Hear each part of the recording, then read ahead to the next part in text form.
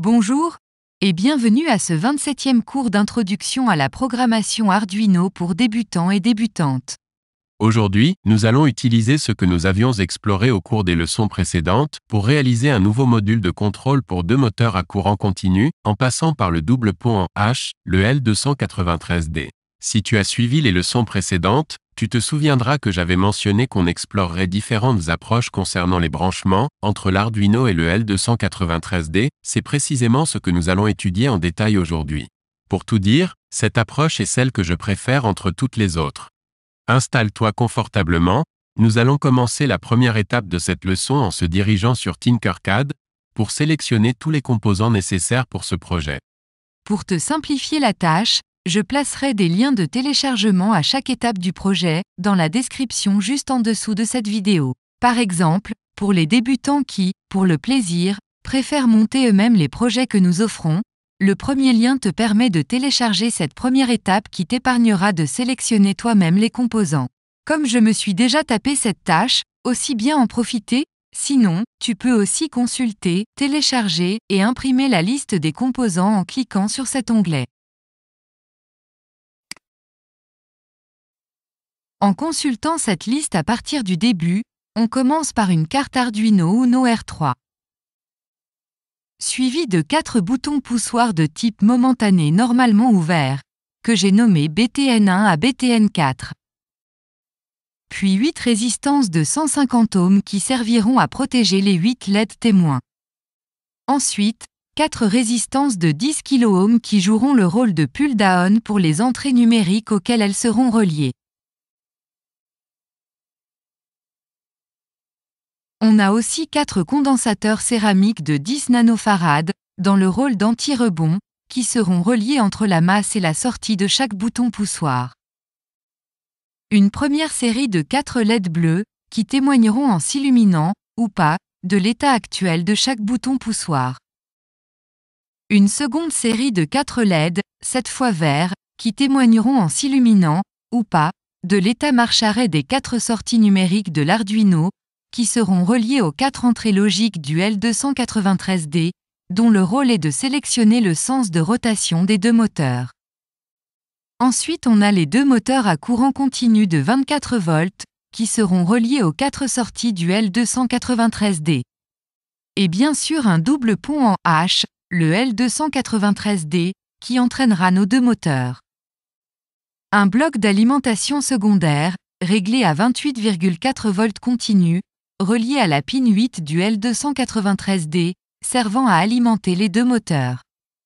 Et pour terminer cette liste, on a les deux potentiomètres de 250 kΩ, que j'ai nommés pot 1 et pot 2, dont le rôle est de contrôler la vitesse de chaque moteur. Excellent, tout y est. Revenons maintenant sur le Workbench, en cliquant ici, pour commencer la seconde étape qui est la mise en place des composants. Commençons par les 8 résistances de 150 ohms destinées à protéger les 8 LED témoins. D'un côté reliées à la masse et de l'autre à la cathode de chacune des LED.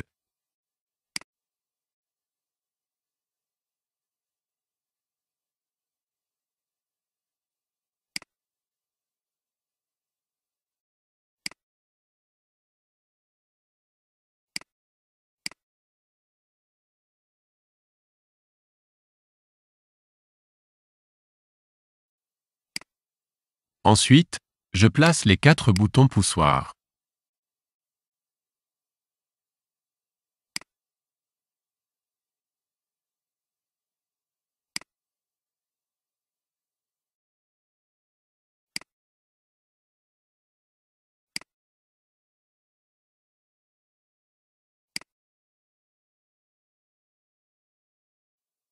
Les 4 condensateurs anti-rebond.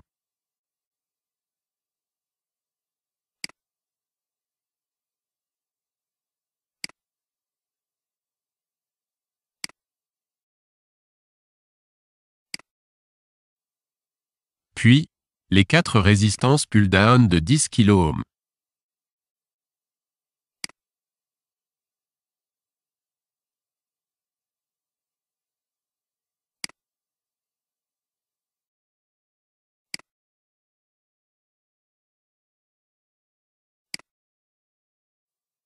Ensuite, les deux potentiomètres de 250 kΩ.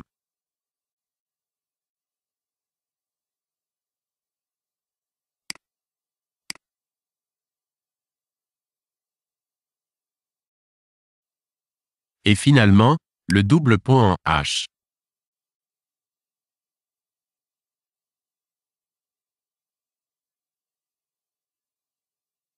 Avant de passer à la troisième étape, qui consiste à faire tous les branchements, j'aimerais rappeler à ceux qui aiment s'amuser à faire eux-mêmes les branchements qu'un deuxième lien de téléchargement te permet d'accéder à cette deuxième étape du projet pour t'épargner le casse-tête de la mise en place des composants qui, je veux bien le reconnaître, n'est pas toujours chose facile pour un débutant.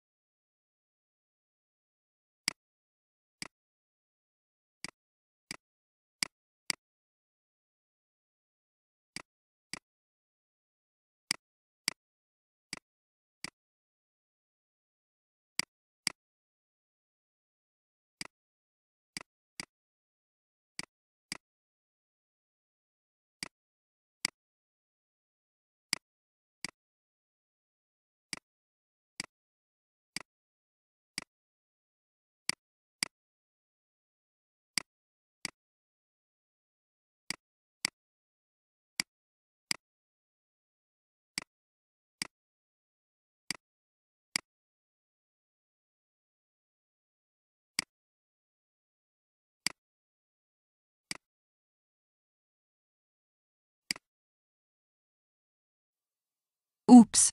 Je crois avoir fait une erreur quelque part dans mes branchements. Je confirme. Pour t'épargner une révision complète de tous les branchements déjà effectués, regarde les broches 12 et 13 du circuit intégré. Ces deux broches sont des masses communes et tu les as reliées au 5 volts plutôt qu'au commun.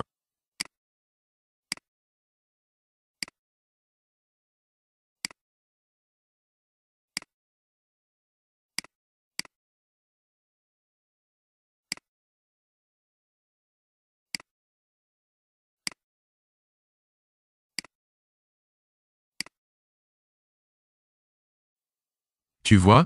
Ça prend juste une petite faute d'inattention. De là l'importance de toujours effectuer une double vérification. Et procéder fréquemment à des essais, au fur et à mesure que tu progresses. Maintenant tu peux poursuivre. Je vais maintenant brancher les deux moteurs aux 4 sorties du L293D. En commençant par la sortie 1, vers le positif du moteur 1, et la sortie 2, au négatif du même moteur.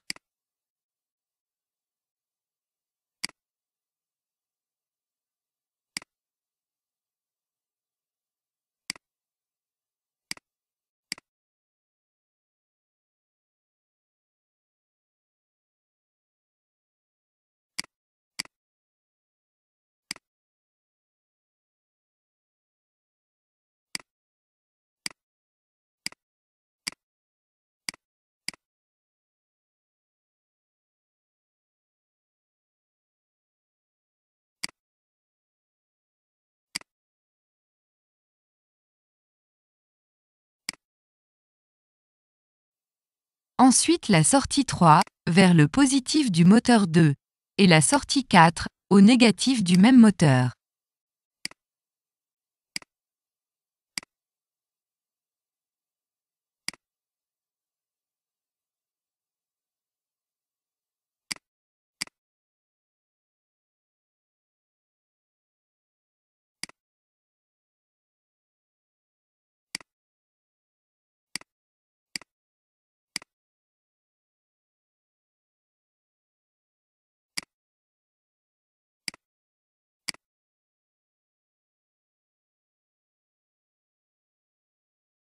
Voilà, tous les branchements de base du L293D sont faits.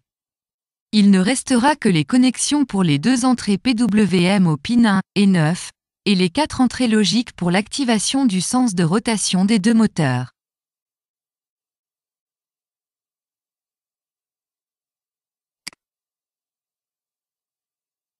Afin de pouvoir faire varier indépendamment la vitesse des moteurs, je relie la broche d'entrée analogique A0 de l'Arduino au curseur du premier potentiomètre. Ensuite la broche A1 au curseur du deuxième potentiomètre.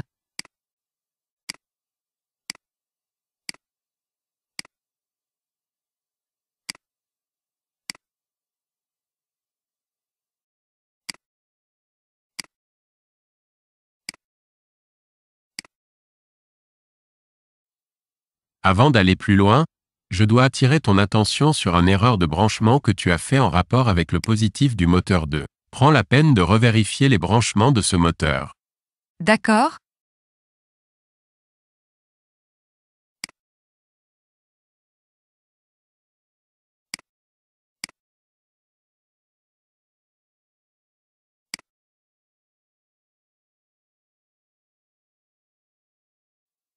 Je vois mon erreur, et je la corrige immédiatement?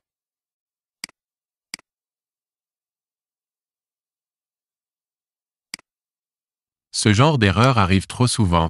Et ça arrive parce que tu veux aller trop vite. J'ai remarqué que tu prends rarement le temps de faire une double vérification. Parfois, ce genre d'erreur peut aller jusqu'à endommager tes composants. C'est un des avantages de tester virtuellement un projet à l'aide d'un logiciel de simulation, surtout quand on débute.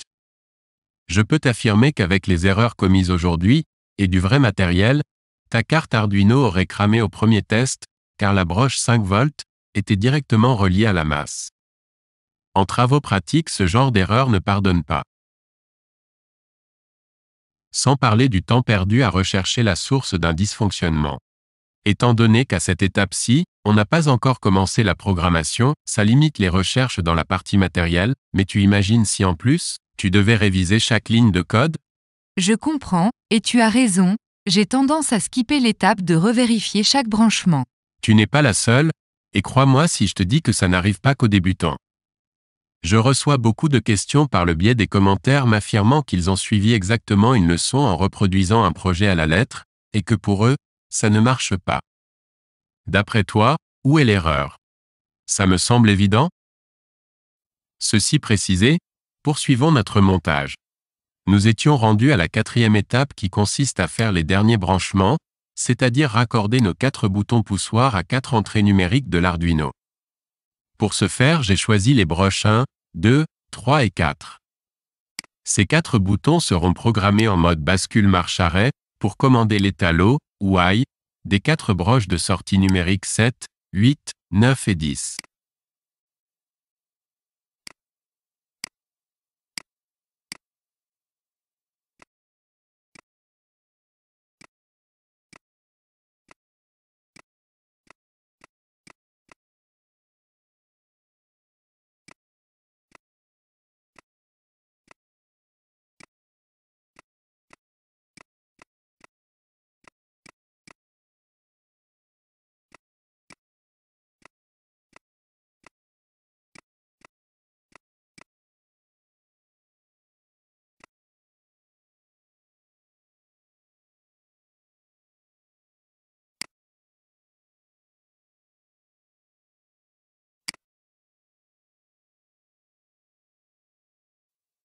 Je relierai maintenant les 4 broches de sortie numérique 7, 8, 9 et 10 aux 4 pins d'entrée du L293D servant à activer ou désactiver la mise en marche de chaque moteur, dans le sens de rotation souhaité.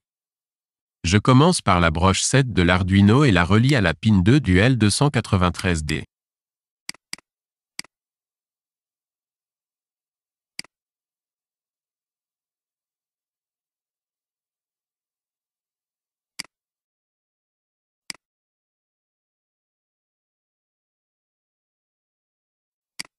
Suivi de la broche 8 vers la pin 7 qui se trouve à être l'entrée 2.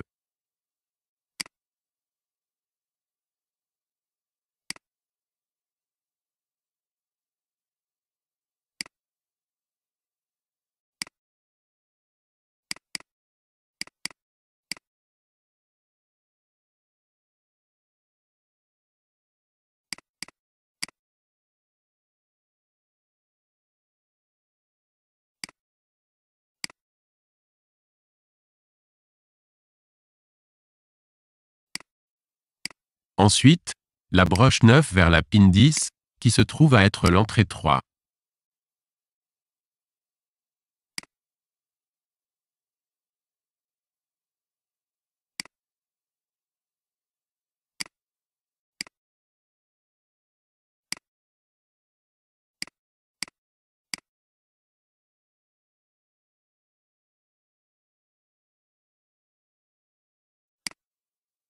Et la broche 10 vers la pin 15, qui se trouve à être l'entrée 4.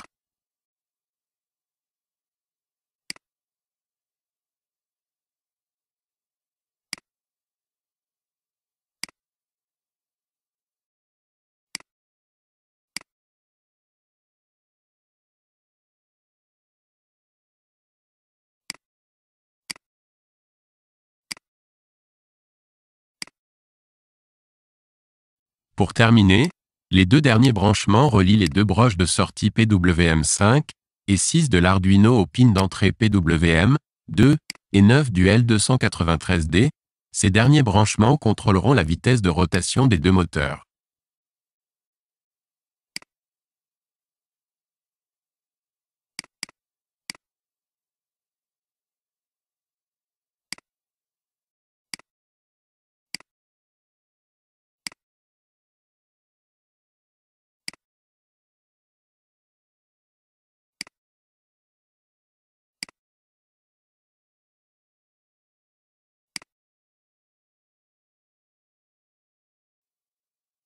Voilà qui termine cette quatrième étape.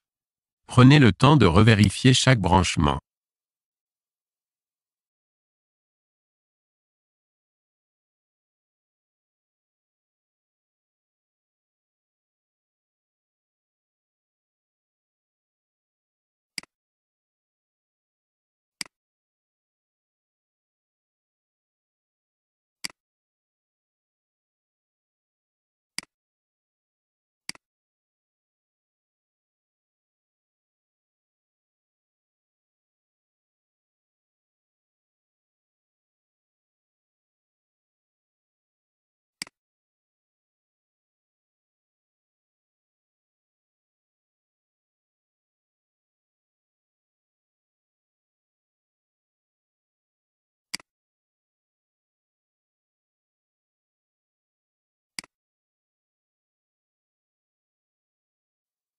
Après avoir vérifié et revérifié les branchements et que tout semble en place, on est prêt à passer à la cinquième étape, la programmation.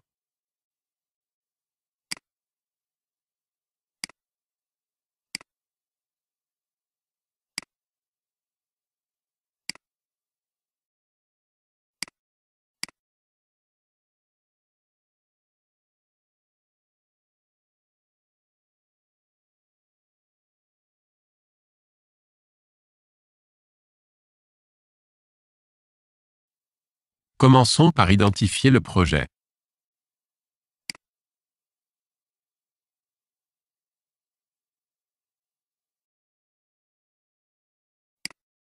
Je débute dans l'entête déclarative en créant une variable de type constant integer pour chaque bouton poussoir de type momentané, normalement ouvert.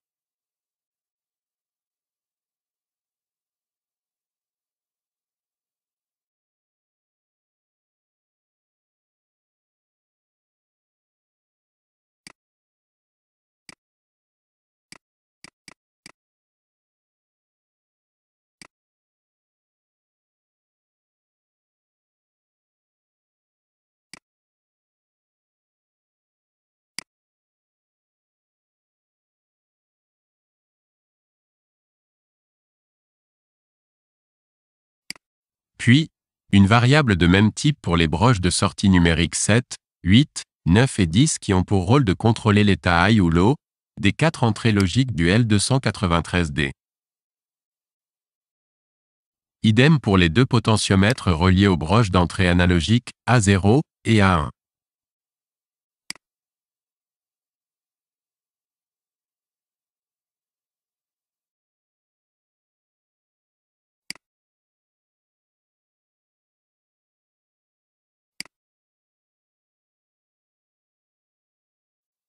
Les 8 prochaines variables de type integer serviront à garder en mémoire l'état précédent et actuel de chacun des boutons poussoirs. Grâce à ces variables, nous allons apprendre une autre façon plus efficace de programmer des boutons poussoirs en mode bascule, sans devoir utiliser la fonction delay ou milice. Ensuite, une variable de type constant integer pour chaque sortie PWM assignée aux broches 5 et 6 de l'Arduino, nommée speed M1 et speed M2. Ces deux sorties PWM sont raccordées au pin 1 et 9 du L293D et serviront à contrôler la vitesse de chaque moteur. Pour en terminer avec la déclaration des variables dans l'entête déclarative, il ne reste plus que ces 4 dernières variables mémorisant l'état des entrées 1 à 4, tout en leur assignant l'état low. Le rôle de ces 4 variables est de s'assurer qu'au démarrage du programme, les 4 pins d'entrée logique du L293D, soit les pins 2, 7, 10 et 15 sont dans l'état low, ce qui force l'arrêt des deux moteurs. C'est tout pour l'entête déclarative, passons à la fonction d'initialisation.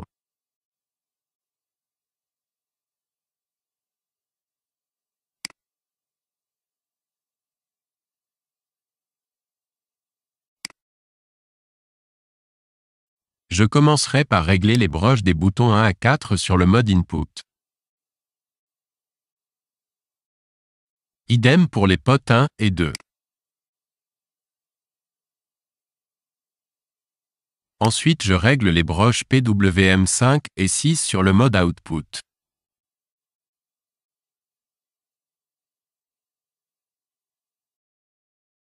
Puis, je règle les 4 broches d'activation et de commande de direction sur le mode output. Et, pour terminer avec la fonction setup, ces 4 instructions sauvegardent l'état actuel de chaque bouton au démarrage du programme.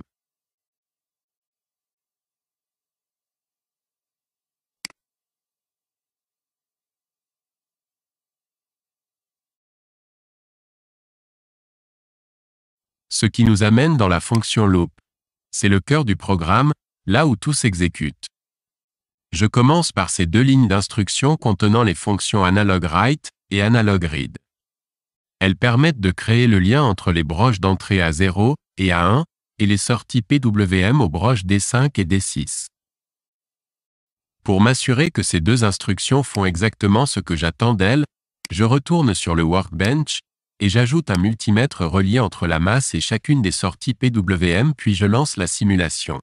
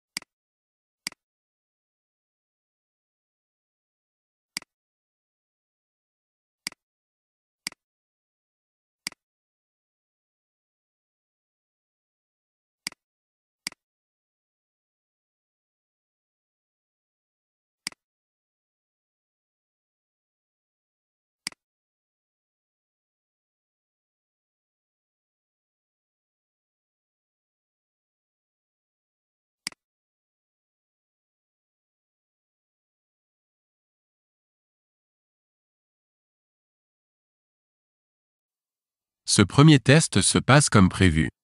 Le potentiomètre nommé pot 1 contrôle la sortie PWM-D5, nommée speed M1, et le second potentiomètre nommé pot 2 contrôle la sortie PWM-D6, nommée speed M2.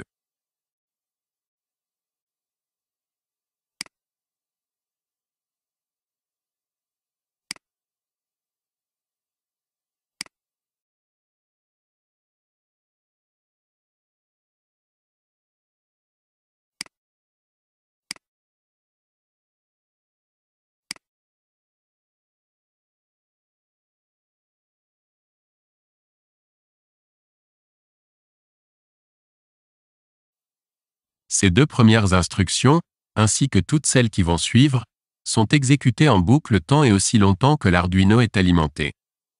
Ce qui veut dire que les valeurs lues et les valeurs écrites sont constamment rafraîchies au millième de seconde. Il en va de même pour les 8 prochaines instructions qui consistent à mémoriser l'état des 4 boutons poussoirs. La valeur de ces variables dépend de l'état des boutons 1 à 4. Ils ne connaissent que 2 états, low ou high, selon que l'on presse, ou non, sur l'un des 4 boutons poussoirs. Par défaut, ils sont tous dans l'état low.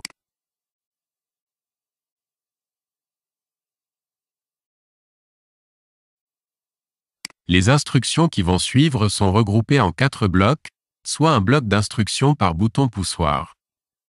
Leur rôle est de comparer le dernier état des 4 boutons avec leur état actuel.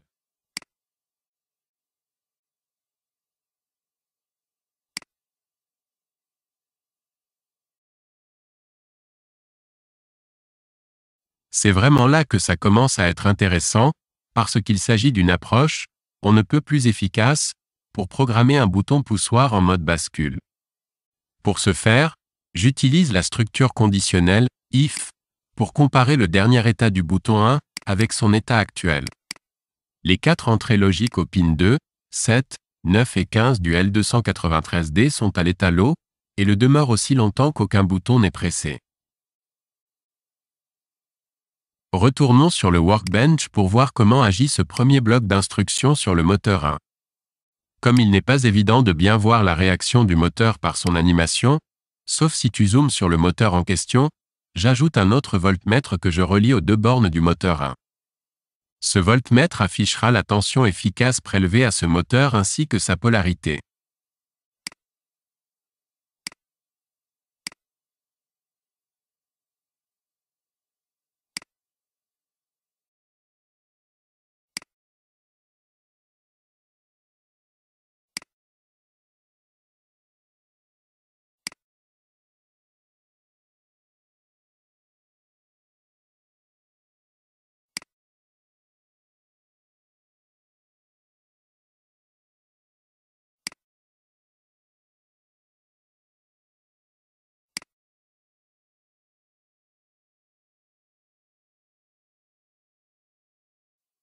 Comme tu peux le constater, en pressant sur le bouton 1, la LED bleue s'illumine momentanément et s'éteint dès que je relâche le bouton.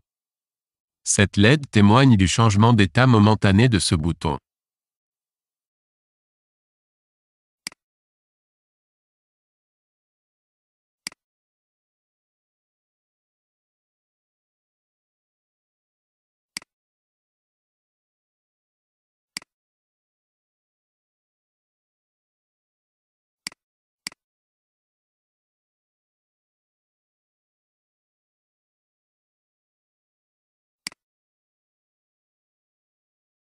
Le bouton 1 commande l'état de la broche 8 de l'Arduino que j'ai nommé RWM1.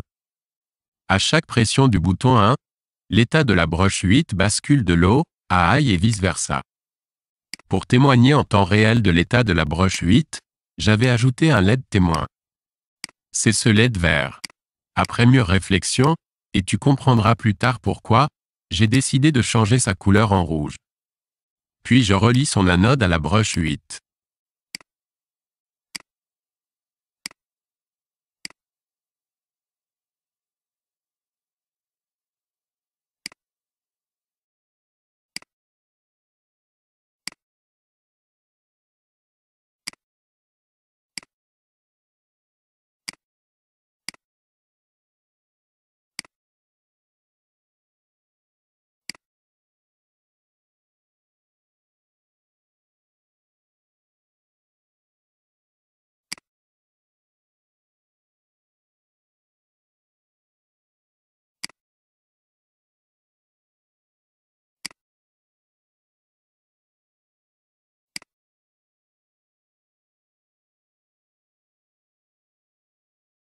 Désormais, ce LED témoigne de l'état de la broche 8. Rappelons que cette broche est reliée à la pin 7 du L293D. À l'état high, elle lance le moteur 1 dans le sens anti-horaire, comme le montre la polarité inversée au voltmètre connecté à ce moteur.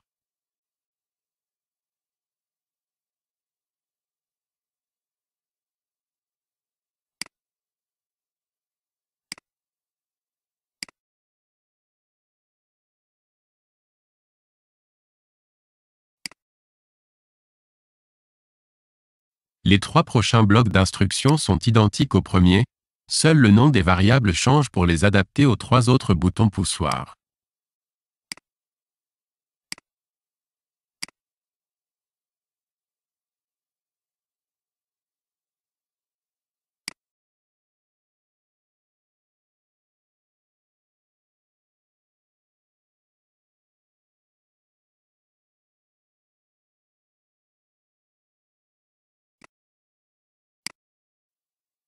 Avant de lancer la simulation, je vais relier les 3 derniers LED témoins.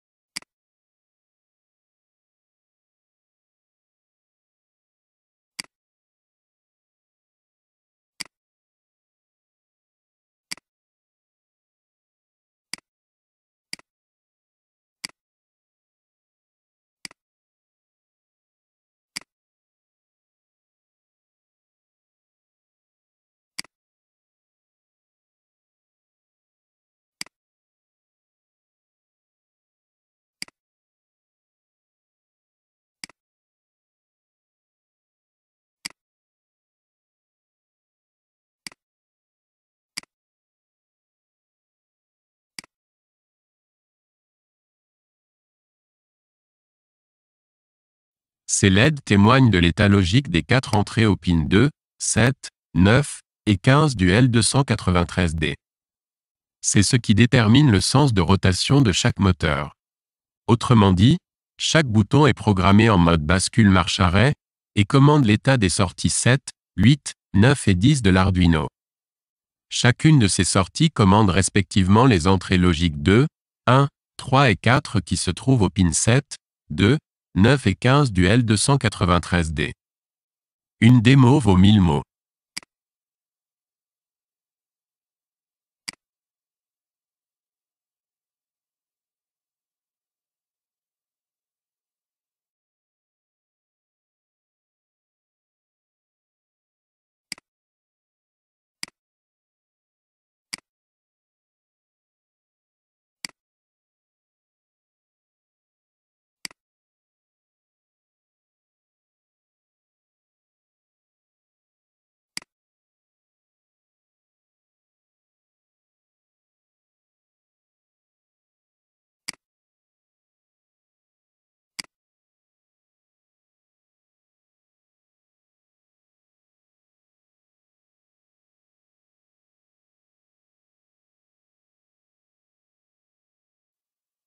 Comme tu peux le constater, les boutons 1 et 2 contrôlent le sens de rotation du moteur 1, tandis que les boutons 3 et 4 contrôlent le sens de rotation du moteur 2.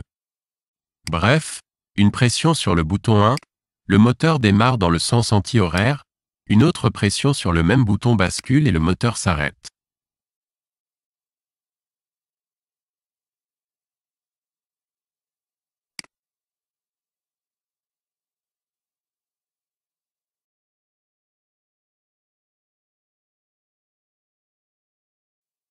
Bref, pour résumer rapidement, un bouton poussoir programmé en mode bascule marche-arrêt commande l'état high ou low d'une sortie numérique de l'Arduino, qui à son tour communique cet état logique de l'une des entrées du L293D qui détermine la polarité de sortie du pont en H, auquel le moteur est raccordé.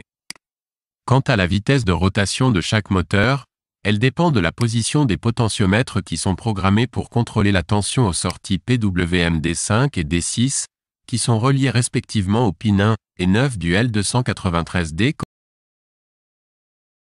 qui gèrent la tension de sortie des deux ponts.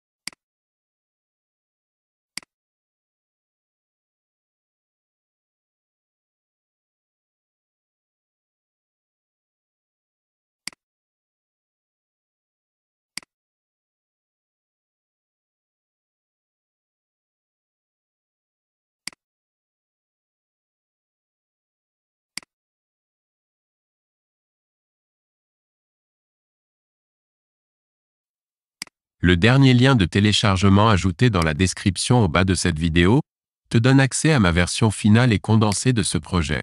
En espérant que tu as apprécié cette leçon, et qu'elle t'a éclairé un peu plus sur l'utilisation du L293D, et aussi sur la programmation d'un bouton poussoir en mode bascule, si oui, tes commentaires seront appréciés, et on te donne rendez-vous pour la prochaine leçon qui portera sur un tout autre sujet.